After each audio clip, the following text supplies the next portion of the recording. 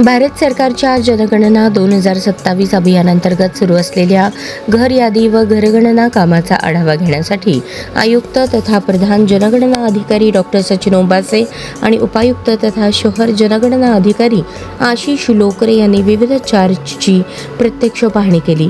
या पाहणी दरम्यान त्यांनी संबंधित चार्जमधील प्रगणक व पर्यवेक्षकांशी संवाद साधून घरगणना प्रक्रियेदरम्यान येणाऱ्या अडचणी, तांत्रिक समस्या तसेच नागरिकांकडून मिळणाऱ्या सहकार्याची माहिती घेतली।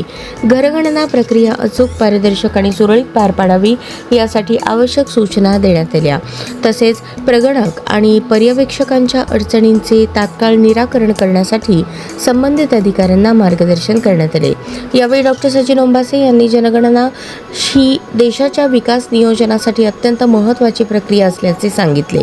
नागरिकांनी योग्य माहिती देऊन प्रशासनाला सहकार्य करावे, तसेच घरगणना करणाऱ्या कर्मचाऱ्यांना आवश्यक माहिती वेळेत उपलब्ध करून द्यावी असे आवाहन केले। उपायुक्त तथा शहर जनगणना अधिकारी आशिष लोकरे यांनीही प्रगणक व पर्यवेक्षकांना काम वेळेत, अचूक आणि पारदर्शक पद्धतीने पूर्ण करण्याच्या सूचना दिल्या।